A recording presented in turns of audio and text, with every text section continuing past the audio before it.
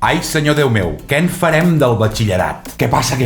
Entrevisto molts alumnes de batxillerat cada setmana. Brillants, més justets, però tots pateixen el síndrome de les passions oblidades.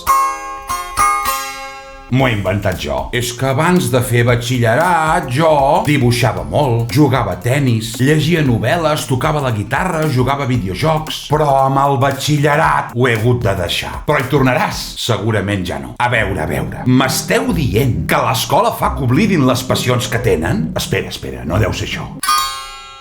És que han d'estudiar, home! Ah, molt bé. I deixen les passions, doncs, no? Total, necessitem robots, no persones a les empreses. Els humans naixem amb moltes ganes d'aprendre, de descobrir. A infantil ens estimulen perquè aprofitem totes les nostres capacitats. A primària comencem a estructurar els coneixements. A l'ESO fem que aquests coneixements es consolidin. I a batxillerat? La selectivitat. Què seleccionem a la selectivitat? Els que han tingut més capacitat de memoritzar i mecànicament aplicar allò que els hem dit que havien de saber. Però i tota la vessant comunicativa, innovadora, de lideratge, relacions humanes, comunicació? Tot això no compta per res. El batxillerat és com un coll d'ampolla. En surt una nota de tall. Deu ser perquè fa mal. I llavors cap a fer carreres i professions de tots tipus. Les de memòria, les tècniques, les creatives, les socials, les d'habilitats, tot. Però només hem validat els d'un tipus. I la resta? Com sabem que són gent preparada per afrontar aquests camins professionals? No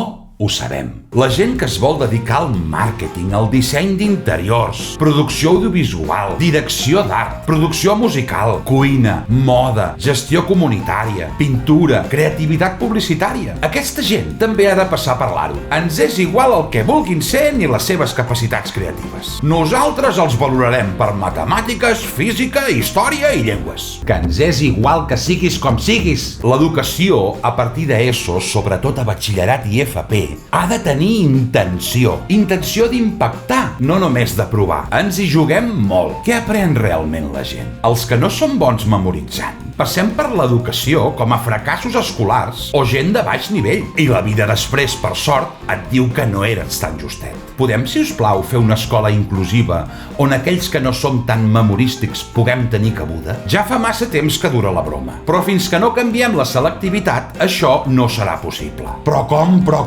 I si comencem a implicar el món professional en les proves de selecció de la futura gent que tindran? Potser volen que sàpiguen altres coses, però nosaltres seguim avaluant amb el mateix patró que fa 50 anys. De què tenim por? Que potser haurem de canviar les classes que tenim preparades des de fa 30 anys?